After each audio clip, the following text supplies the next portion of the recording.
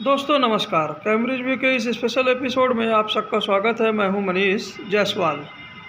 लोकतांत्रिक देश विकसित या विकासशील दोनों ही 21वीं सदी में कहीं न कहीं आर्थिक विषमताओं, महंगाई, बेरोजगारी, आर्थिक असमानता के दंश से को झेल रहे हैं, कम या ज़्यादा। विकसित देश जहां इनोवेटिव मॉडल के सहारे आगे बढ़ते गए, तो वहीं पर्यावरण और डेमोक्रेटिक डिविडेंड के अभाव में उनकी मैन्युफैक्चरिंग शिफ्ट हुई विकासशील देशों की ओर। और विकासशील देशों ने विकसित देशों के ही इनोवेशन को इंपोर्ट किया और मैन्युफैक्चरिंग में कुछ कदम आगे बढ़ने की कोशिश भी की, मार्केट इकोनॉमी और ग्लोबलाइजेशन के दौर में। पर इस बैलेंस को कहीं न कहीं एक भारी झटका लग गया कम्युनिस्ट चाइना से, जहां फोर्स्ड लेबर, चीप लेबर, खासकर मैन्युफैक्चरिंग ने जो भी मैन्युफैक्चरिंग थी बची हुई विकसित देशों में, और जो विकासशील देश आगे बढ़ रहे थे इस मैन्युफैक्चरिंग के सहारे, उनको अपनी ओर पूरी तरह से, लगभग पूरी तरह से खींच लिया है। चाइना में फोर्स्ड लेबर और चीप मैन्युफैक्चरिंग हब ही नहीं, इसके ज़रिए जो सरकारी कोर्सी इन्वेस्टमेंट इकट्ठा हुआ वह इसको और आगे एक स्पाइरल की तरह आगे बढ़ा रहा है इस स्थिति को।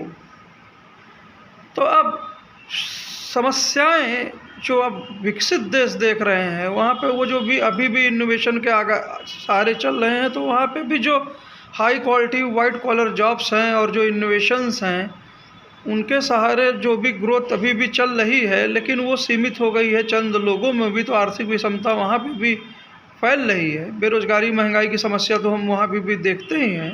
तो वहीं विकासशील देश जो इनोवेशन में भी कहीं ना कहीं बहुत पीछे हैं, तो और खुद डेमोक्रेटिक नेचर के कारण कहीं ना कहीं वो चाइनीज़ फोर्स मॉडल को अपना नहीं पा रहे हैं। तो वो भी अब कहना तो नहीं चाहिए, लेकिन एक जो ब्यूरो 39 जैसी संस्था, जो नॉर्थ कोरियन मॉडल है, जो सरकार और कारपोरेट का गठजोड़ कहीं ना कहीं दिखाती है, और उस ट्रेड प्रैक्टिसेस के जरिए, ट्रेडिंग के जरिए कहीं ना कहीं अपनी इकॉनमी को साधने की कोशिश कर रहे हैं, क्योंकि ऑप्शंस है नहीं। चाइनीज फोर्स्ड लेबर मैन्युफैक्चरिंग को लोकतांत्रिक देश तत्काल उसको ला नहीं सकते। हाँ, उस दिशा में किसी तरह आगे ज़रूर बढ़ सकते हैं, लेकिन लोकतांत्रिक नेचर से कहीं ना कहीं दूर जाते हुए मैनेज्ड डेमोक्रेसी की ओर होते हुए कुछ इसी ओर संकेत किया था राहुल गांधी जी ने अपने कैम्ब्रिज व्याख्यान में। तो इन स्थितियों को अब समझने की ज़रूरत है, और इन चीज़ों को क्या हम सुन पा रहे हैं? यह सुन तभी हम पाएंगे जब वास्तव में हमारे अंदर क्षमताएं होंगी, और वो क्षमताएं तभी होंगी जब जो डेमोक्रेटिक क्रेडेंशियल्स हैं हमारी, वह मजबूत रहेंगी। वो चंद लोगों में ही दिखावे के लिए सीमित ही नहीं रह जाएंगी, चाहे विकसित देश में बड़े बड़े बिजनेसमैन हों या विकासशील देश में नए उभरते हुए बड़े बड़े कॉरपोरेट्स जो कहीं ना कहीं गवर्नमेंट के करीब दिखते हैं। तो यहाँ पे डेमोक्रेटिक डायलॉग जो होना चाहिए, वो विकसित और विकासशील देश जो डेमोक्रेटिक पार्ट बनाते हैं उनके बीच में होना चाहिए, सरहदों को पार करता हुआ। और कंडीशंस इस तरह से क्रिएट करनी होंगी कि हमारा लोकतंत्र जिंदा रह सके। लोकतंत्र तभी जिंदा रह पाएगा जब लोगों के पास रोज़गार होगा, जिसमें मैन्युफैक्चरिंग एक इम्पॉर्टेंट एस्पेक्ट है। असमानता भी कम होगी, और वो मैन्युफैक्चरिंग जैसी जॉब्स के जरिए ही कम हो पाएगी, या एग्रीकल्चर इत्यादि में, और इनमें ज़्यादातर लोग और इनोवेशन के साथ लगते हैं। यही सब स्थिति तभी संभव है जब हम चाइनीज़ जो मॉडल है चीप मैन्युफैक्चरिंग हब का, उसको हम कंपटीशन दे पाएँ।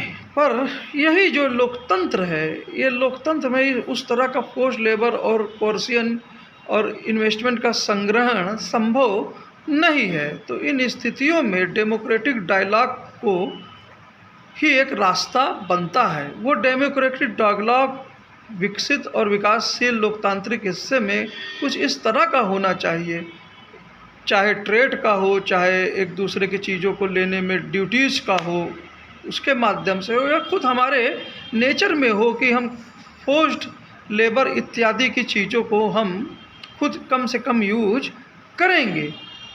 ये प्लेज, ये डिसीजन, ये ऐसा नहीं है कि बड़े बड़े लोग लेंगे तो लोग आम लोगों में ये फैल जाएगा। आम लोगों को आगे आना पड़ेगा, ऑर्गेनाइजेशंस को, इन डेमोक्रेटिक इंस्टीट्यूशंस को, तभी ये सब चीज़ें संभव हो पाएंगे और तभी कुछ ना कुछ challenge cheap Chinese manufacturing hub को हम दे पाएंगे। और ये जो शिफ्टिंग की बात है, क्या मैन्युफैक्चरिंग को हम चाइना से वापस विकासशील और विकसित देशों में ले आ पाएंगे डेमोक्रेसी को बनाए रखते हुए, ये तभी इस तरह के डायलॉग से ही संभव होगा।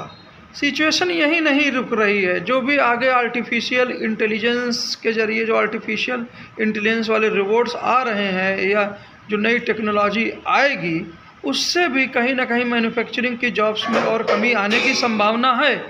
पर समस्या हमारे यहाँ और भी इसलिए विकराल हो जाएगी कि ये जब टेक्नोलॉजी फ्री मार्केट के ज़रिए जब ये चाइना में जाएगी, तो ऑलरेडी वहाँ जो मॉडल है पोस्ट कोर्सियन का, चीप लेबर का, तो वहाँ लोग जिस हिसाब से स्वयं रोबोट की तरह काम कर रहे हैं, तो जब उनको इस तरह के रोबोट मिल जाएंगे तो कहीं ना कहीं ये जो हम आर्थिक विषमताओं में जो डेमोक्रेटिक कंट्रीज हैं वो और धंसती चली जाएंगी।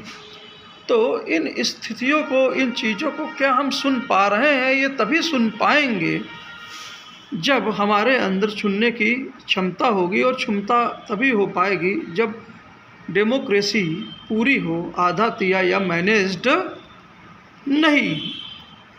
हमें इस स्थितियों में ये भी समझना है कि डेमोक्रेटिक वर्ल्ड और चीन में जो इतनी बड़ी आबादी है, इतना बड़ा रिसोर्स है, वह अलग अलग नहीं चल सकता है, क्योंकि मार्केट जो है वो अब अलग अलग सेपरेट नहीं हो सकती है।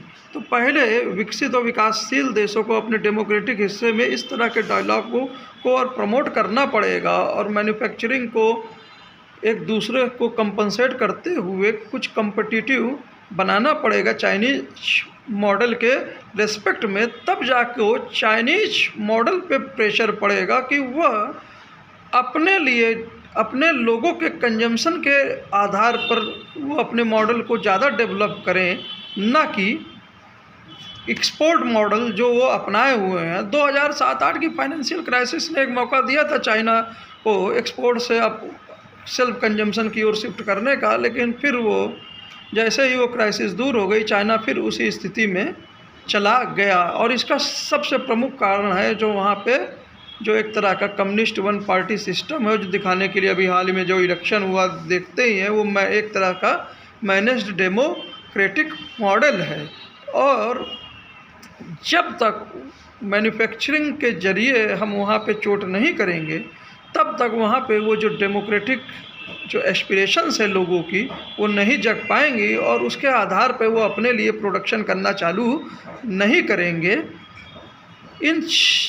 तो ये जो डेमोक्रेटिक डिबेट है, ये कहीं ना कहीं ये पूरे विश्व में सारी बाउंड्रीज को तोड़ता हुआ होने की ज़रूरत है। पहले विकसित और विकासशील जो डेमोक्रेटिक पार्ट है वो आपस में पहले खुद इसको और मजबूत करें, और फिर मैन्युफैक्चरिंग के कंपटीशन के जो वापस लेते हुए, चाइना से खींचते हुए, फिर ये डेमोक्रेटिक डिबेट अगर चाइना में पेनेट्रेट करता है, तो जिस market economy, globalised work, democratic world की बात पश्चिम करता है, या विकासशील देश भारत जो मदर ऑफ डेमोक्रेसी स्वयं अपने आप को बोलता है, और जो अमेरिका हर जगह इसको बढ़ाने की कोशिश करता है, इसके लिए जंग लड़ता है, तो शायद उसकी भी नौबत कम हो जाएगी। और रशिया यूक्रेन का युद्ध और इस तरह की चीज़ों पे भी जो दिक्कत, जो एक व्यू नहीं बन पा रहा है और जो नुकसान हो रहा है, उस पे भी, उसको भी हल करने में विश्व मदद